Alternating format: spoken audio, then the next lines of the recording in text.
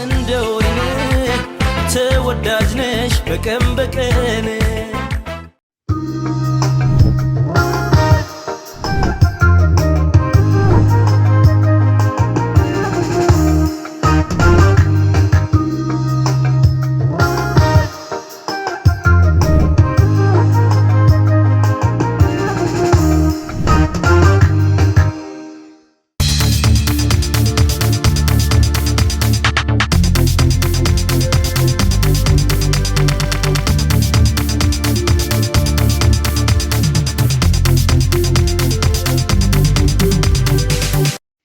ሰላም ለእናንተ ይሁን ክቡራን የእንዶይን ሚዲያ ተከታታዮች። የዓለማችን ሀያላን የኒውክሌር ፍጥጫና የፓሲፊክ ውጥረትን በተመለከተ ወቅታዊ ትንታኔ ይዘን መጥተናል።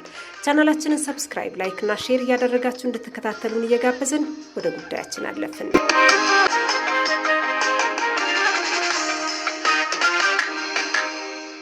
ሀያላኑ የኒውክሌር ጦር መሳሪያ ፍጥጫ እየተባባሰ የመጣ ይመስላል።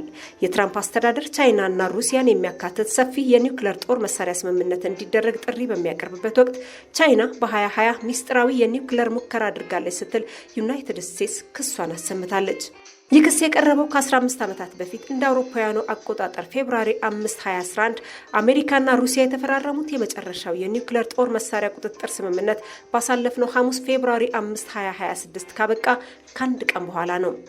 በእርግጥ በአሜሪካና በሩሲያ መካከል የተፈረመው የኒውክሌር ጦር መሳሪያ ቁጥጥር ስምምነት የጊዜ ቀነ ገደቡ መጠናቀቅ በዓለም ላይ ያሉትን ግዙፍ ባለ ኒውክሌር ሀያላን ሀገራትን ለመጀመሪያ ጊዜ ያለምንም የጦር መሳሪያ ገደብ አስቀርቷቸዋል። በዓለማችን የኒውክሌር ጦር መሳሪያ ማምረት ታሪክ ቀደምት የሆኑት አሜሪካና ሩሲያ ኒው ስትራቴጂክ አርምስ ሪደክሽን ትሪቲ ወይም ኒው ስታርት የተባለውን ስምምነት እንደ ኤሮፓያን አቆጣጠር በ2011 የተፈራረሙ ሲሆን ስምምነቱ ሁለቱም ሀገራት ማሰማራት የሚችሉትን የኒውክሌር ራስ ተተኳሾች ቁጥር ከ1550 እንዳይበልጥ፣ አንዱ ሀገር የሌላውን የኒውክሌር ተቋማት በአካል ሄዶ የመመርመር መብት እንዲኖሩ የሚያስችሉ ገደቦችን ጥሎ ነበር። ሀገራቱ በዚህ ስምምነት ስር ለ15 ዓመታት የቆዩ ቢሆኑም ከስምምነቱ መጠናቀቅ በኋላ ፕሬዚዳንት ዶናልድ ትራምፕና ሌሎች ከፍተኛ የስራ ኃላፊዎች ዩናይትድ ስቴትስ ከእንግዲህ በኒው ስታርት የስምምነት ገደቦችን እንደማትገዛ በግልጽ ከማስታወቅ ባለፈ ከሞስኮና ቤጂንግ የሚመጡ ስጋቶችን ለመቋቋም አዲስ ስምምነት እንደሚያስፈልግ ተከራክረዋል። ባሳለፍነው አርብ ፌብሩዋሪ 6 2026 በቪየና በተካሄደው ዓለም አቀፍ የጦር መሳሪያ ቁጥጥር ጉባኤ ላይ አሜሪካ የጦር መሳሪያ ቁጥጥርና ዓለም አቀፍ ደህንነት ረዳት ሚኒስትር ቶማስ ዲናኖ ዛሬ የአሜሪካ መንግስት ቻይና በመቶዎች የሚቆጠር ቶን የሚመዝኑ የኒውክሌር ፍንዳታ ሙከራዎችን ማድረጓን የሚያውቅ መሆኑን ይፋ አድርጋለሁ ብለዋል። ቶማስ ዲናኖ ቻይና እንደ አውሮፓውያኑ አቆጣጠር ሰኔ 22 2020 ሚስጥራዊ የኒውክሌር ሙከራ ማድረጓንና የቻይና ጦር ሙከራዎቹ የኒውክሌር ሙከራ እገዳዎቹን እንደሚጥሱ ስለሚያውቅ ፍንዳታዎቹን በማድበስበስ ለመደበቅ ሞክሯል ሲሉ ከሰዋል። ዲናኖ አክለውም ቻይና እንቅስቃሴዎቿን ከዓለም ለመደበቅ ዲካፕሊንግ የተባለውን የመሬት መንቀጥቀጥ መከታተያ መሳሪያዎችን ውጤታማነት የሚቀንስ ዘዴ መጠቀሟን ተናግረዋል። እንደ ባለሙያዎች ገለጻ ዲካፕሊንግ የሚከናወነው ከኒውክሌር ፍንዳታ የሚወጣውን የመሬት መንቀጥቀጥ ንዝረት ለመቀነስና ፍንዳታው እንዳይታወቅ የሚያግዝ ትልቅ ዋሻ በመቆፈር ነው። በዓለም ዙሪያ የኒውክሌር ጦር መሳሪያ ሙከራዎችን የሚከታተል አንድ ድርጅት ከፍተኛ ባለስልጣን አርብ ዕለት በሰጡት መግለጫ የእነርሱ የመከታተያ ስርዓት ሰኔ 22 ቀን 2020 ከኒውክሌር የጦር መሳሪያ ሙከራ ፍንዳታ ባህሪያት ጋር የሚመጣጠን ምንም አይነት ክስተት እንዳላገኘ ገልጸዋል።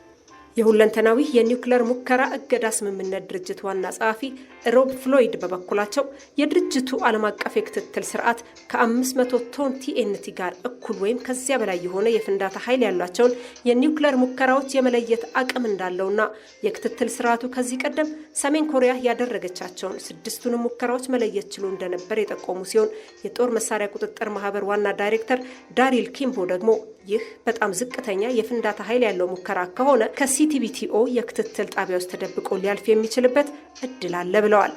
ሆኖም የሁለንተናዊ የኒውክሌር ሙከራ እገዳ ስምምነት ድርጅት ዋና ጸሐፊ ፍሎይድ በሁለንተናዊ የኒውክሌር ሙከራ እገዳ ስምምነት ሲቲቢቲ ውስጥ አነስተኛ ፍንዳታዎችንም ሊያሳውቁ የሚችሉ አሰራሮች መኖራቸውን ጠቅሰዋል። የሆነ ሆኖ ስምምነቱ ማንኛውንም የኒውክሌር ጦር መሳሪያ ሙከራ ፍንዳታ የሚከለክል ቢሆንም እነዚህ አሰራሮች ጥቅም ላይ ሊውሉ የሚችሉት ስምምነቱ በይፋ ጸድቆ ስራ ላይ ሲውል ብቻ ነው። አብዛኛው የዓለም ክፍል ስምምነቱን ፈርሞ ቢያጸድቀውም አሜሪካና ቻይና ግን ቢፈርሙ እስካሁን አላጸደቁትም። ሩሲያ ደግሞ እንደ አውሮፓውያኑ አቆጣጠር በ2023 ያጸደቀችውን ስምምነት ሰርዛለች። በዚህ ምክንያት ስምምነቱ በይፋ ስራ ላይ ሊውል አልቻለም። አሜሪካና ቻይና ቀደም ሲል ስምምነቱን ባያጸድቁም የኒውክሌር ሙከራ ላለማድረግ የገቡትን ቃል እንደሚጠብቁ ሲናገሩ ቆይተዋል። ሆኖም ባለፈው ዓመት 2025 ትራምፕ የአሜሪካ የኒውክሌር ጦር መሳሪያ ሙከራዎች በተመሳሳይ ሁኔታ እንዲቀጥሉ ጥሪ አቅርበው ነበር። ዲናኖ በሰጡት አስተያየት ቻይና አድርገዋለች የተባለው ሙከራ ለትራምፕ ጥሪና ውሳኔ መነሻ እንደሆነ ጠቁመዋል። በዋሽንግተን ዲሲ የሚገኘው የቻይና ኤምባሲ ቃል አቀባይ ሊዩ ፔንጊው ስለ ሚስጥራዊ የኒውክሌር ሙከራ ክሱ በሲኤንኤን ተጠይቀው ሲመልሱ ቻይና የኒውክሌር ጦር መሳሪያን ቀድሞ አለመጠቀም የሚል ፖሊሲና ራስን በመከላከል ላይ ያተኮረ ስትራቴጂ የምትከተል መሆኑን አስታውሰው የኒውክሌር ሙከራ ላለማድረግ የገባችውን ቃል እንደምታከብር ገልጸዋል። ቃል አቀባዩ አክለውም ሁለንተናዊ የኒውክሌር ሙከራ እገዳ ስምምነትን ስልጣን በጋራ ለማስከበርና የዓለም አቀፍ የኒውክሌር ጦር መሳሪያ መፍቻና ስርጭት መከላከያ ስርዓትን ለመጠበቅ ከሁሉም ወገኖች ጋር ለመስራት ዝግጁ ነን ብለዋል።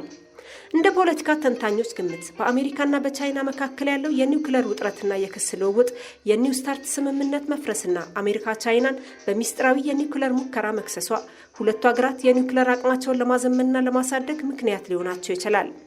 ትራምፕ ሙከራዎች በተመሳሳይ ደረጃ እንዲቀጥሉ ማለታቸው አሜሪካ ከዓመታት በኋላ የመጀመሪያውን የኒውክሌር ፍንዳታ ሙከራ ልታደርግ እንደምትችል ፍንጭ ይሰጣል። እንደ ተንታኞቹ አስተያየት የአሜሪካ መንግስት ማንኛውም አዲስ የኒውክሌር ስምምነት አሜሪካን፣ ሩሲያና ቻይናን በአንድ ላይ ማካተት አለበት የሚል ጽኑ አቋም አለው።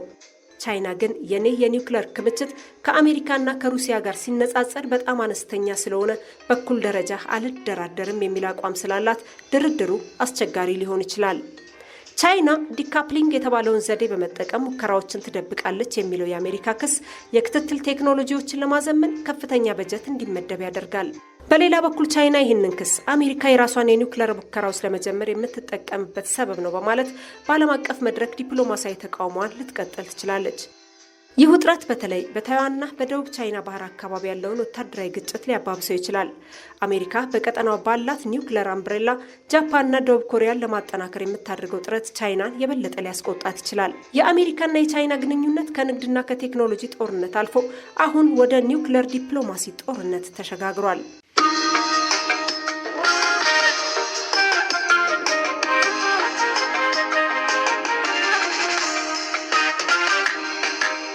በጀመርነው 2026 እና አሁን ባለው ሁኔታ በዓለም ላይ ያሉት 80 በመቶ የኒውክሌር ጦር መሳሪያዎች የያዙት አሜሪካና ሩሲያ ያለምንም የጋራ ቁጥጥርና የፍተሻ ስርዓት ውስጥ ይገኛሉ። ሶስቱም ሀያላን ሀገራት አሜሪካ፣ ቻይናና ሩሲያ ለኒውክሌር ጦር መሳሪያ ዘመናዊነት በቢሊዮን የሚቆጠር ዶላር እየመደቡ ነው።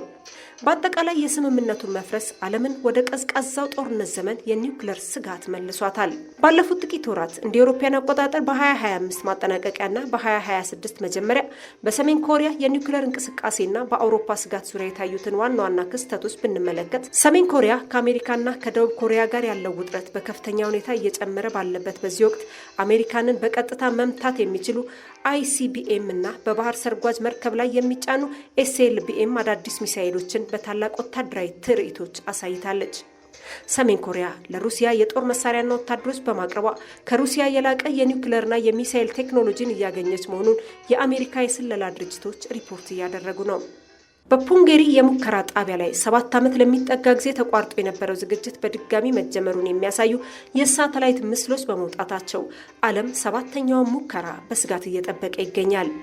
የኒው ስታርት ስምምነት መፍረስና የትራምፕ አስተዳደር በኔቶ ላይ ያለው አቋም አውሮፓውያንን ከፍተኛ ስጋት ውስጥ ጥሏቸዋል። አውሮፓውያን አሜሪካ ከሩሲያ ጥቃት ትጠብቀናለች የሚለው እምነታቸው እየቀነሰ በመምጣቱ የራሳቸውን የኒውክሌር መከላከያ ስለመገንባት መወያየት ጀምረዋል። በአውሮፓ ህብረት ውስጥ ብቸኛ የኒውክሌር ኃይል ያላት ፈረንሳይ አቅሟን ለመላው አውሮፓ ደህንነት እንዴት መዋል እንደምትችል ከጀርመንና ከሌሎች ሀገራት ጋር እየተመካከረች ነው። እንደ ፖላንድ ያሉ ሀገራት የሩሲያን የኒውክሌር ዛቻ ለመቋቋም ወታደራዊ በጀታቸውን በታሪካቸው ከፍተኛ ደረጃ ላይ አድርሰዋል። ይህ ሁሉ ውጥረት አሁን የገነፈለበት ምክንያት የኒውክሌር ጦር መሳሪያ ቁጥጥር ስርዓቶች በሙሉ በመፍረሳቸው ነው። ዓለማውን ኃይል ያለው ያሸንፋል ወደሚል የጦር መሳሪያ ሽኩቻ ተመልሳለች።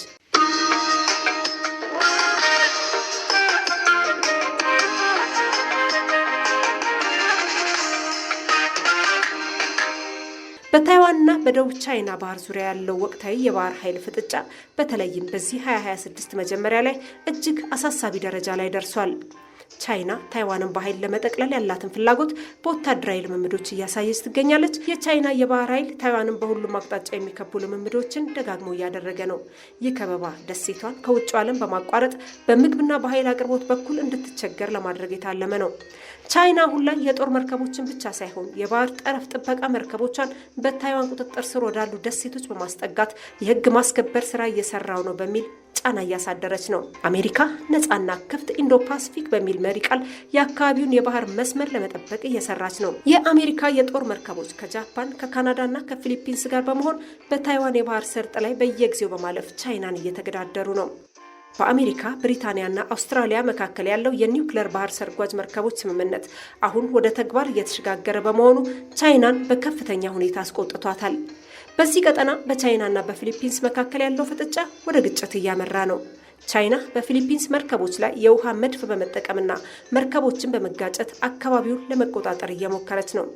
አሜሪካ በፊሊፒንስ ላይ የሚሰነዘር ማንኛውንም ጥቃት እሷን እንደሚመለከት በድጋሚ በማረጋገጧ ትንሹ የባህር ላይ ግጭት ወደ ትልቅ ዓለም አቀፍ ጦርነት የመቀየር እድሉ ሰፊ ነው። ብዙ ወታደራዊ ተንታኞች እንደሚሉት ቻይና የባህር ኃይል አቅሟን በከፍተኛ ፍጥነት እያሳደገች ስለሆነ አሜሪካና አጋሮቿ ይህንን አቅም ለመመጣጠን የቴክኖሎጂ ሽኩቻ ውስጥ ገብተዋል። የታይዋን የባህር ሰርጥና የደቡብ ቻይና ባህር በአሁኑ ወቅት በዓለም ላይ በጣም አደገኛ የሚባሉ የባህር ላይ የጦር ቀጠናዎች ሆነዋል። በታይዋንና በደቡብ ቻይና ባህር አካባቢ ያለው ውጥረት በዓለም ኢኮኖሚ ላይ የሚኖረው ተጽዕኖ እጅግ ከፍተኛ ነው። እነዚህ አካባቢዎች የዓለም ንግድ የደም ስር ተብለው ስለሚታሰቡ እዚያ የሚፈጠር ማንኛውም ግጭት በቀጥታ የእያንዳንዱን ሰው ኑሮ ይነካል። ዋና ዋናዎቹን የኢኮኖሚ ስጋቶች ብንመለከት እንኳ በየዓመቱ ከዓለም የንግድ ጭነት ውስጥ 1/3 የሚጓጓዘው በደቡብ ቻይና ባህር በኩል ነው።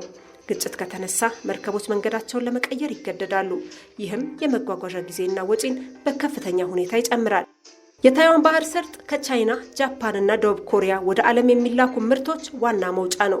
ታይዋን በዓለም ላይ ያሉትን እጅግ ዘመናዊ የሆኑ የኤሌክትሮኒክስ ቺፖችን 90% ያሉን ታመርታለችና ግጭት ከተነሳ እነዚህን ቺፖች የሚያገኙት ስልኮች፣ ኮምፒውተሮች፣ መኪናዎችና የሕክምና መሳሪያዎች በሙሉ ምርታቸው ይቆማል። ይህ ደግሞ ዓለም አቀፍ የቴክኖሎጂ ቀውስ ይፈጥራል። አካባቢው ለጃፓንና ደቡብ ኮሪያ የነዳጅ አቅርቦት ዋነኛ መስመር በመሆኑ ውጥረት ቢነሳ የነዳጅ ዋጋ በዓለም ዙሪያ ይንራል። ይህም የሸቀጦችን ዋጋ ውድ ያደርገዋል። በባህር ላይ የሚጓጓዙ ማዳበሪያዎችና የእህል ምርቶች በመዘግየታቸው የምግብ ዋጋ ሊጨምር ይችላል። ብዙ ኩባንያዎች በቻይናና በታይዋን ያሏቸውን ፋብሪካዎች ወደ ህንድ፣ ቪየትናምና አሜሪካ በማዛወር ላይ ናቸው። ይህ ሽግግር በራሱ የኢኮኖሚ መዋቅር ለውጥና የገንዘብ ጫና እያመጣ ይገኛል።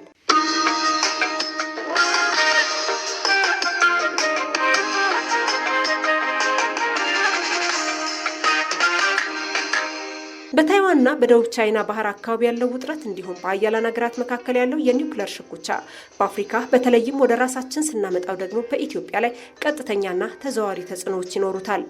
የባህር ላይ የንግድ መስመሮች ሲታወኩ የነዳጅ ዋጋ በዓለም ገበያ ይጨምራል። ኢትዮጵያ ነዳጅ የምታስመጣ ሀገር በመሆኗ ይህ ጭማሪ በቀጥታ የትራንስፖርትና የሸቀጦች ዋጋን በሀገር ውስጥ እንዲንር ያደርገዋል። ቻይና ለአፍሪካ ሀገራት ትልቅ የማዳበሪያና የኬሚካል አቅራቢ ናት። በዚህ አካባቢ ግጭት ከተነሳ እነዚህ ግብአቶች በወቅቱና በዝቅተኛ ዋጋ አይደርሱም። ይህም የግብርና ምርታማነትን ይጎዳል። ቻይና በአፍሪካ በተለይም በኢትዮጵያ በመሰረተ ልማት ግንባታ ረገድ ትልቅ ድርሻ አላት። ቻይና በፓሲፊክ ውቅያኖስ ወታደራዊ ውጥረት ውስጥ ከገባች ትኩረቷንና በጀቷን ወደ ጦር መሳሪያና ተያያዥ ጉዳዮች ልታዞር ትችላለች። ይህ ደግሞ ለአፍሪካ ሀገራት የሚሰጠው ብድርና የልማት እርዳታ እንዲቀንስ ሊያደርግ ይችላል። ኢትዮጵያ ለዲጂታል ኢኮኖሚ ግንባታ የምትጠቀምባቸው አብዛኞቹ የቴክኖሎጂ መሳሪያዎች፣ ስልኮችና የኔትወርክ መሰረተ ልማቶች የመሳሰሉት ከቻይና የሚመጡ ናቸው። የቺፕስ እጥረት ከተፈጠረ የእነዚህ መሳሪያዎች ዋጋ በሀገር ውስጥ ገበያ በጣም ይጨምራል። የሀያላኑ የኒውክሌር ፍጥጫና የፓሲፊክ ውጥረት ለኢትዮጵያና ለሌሎች የአፍሪካ ሀገራት የሩቅ ጦርነት ሳይሆን የዕለት ከዕለት የኑሮ ውድነትና የልማት ፍጥነትን የሚወስን ትልቅ ጉዳይ ነው።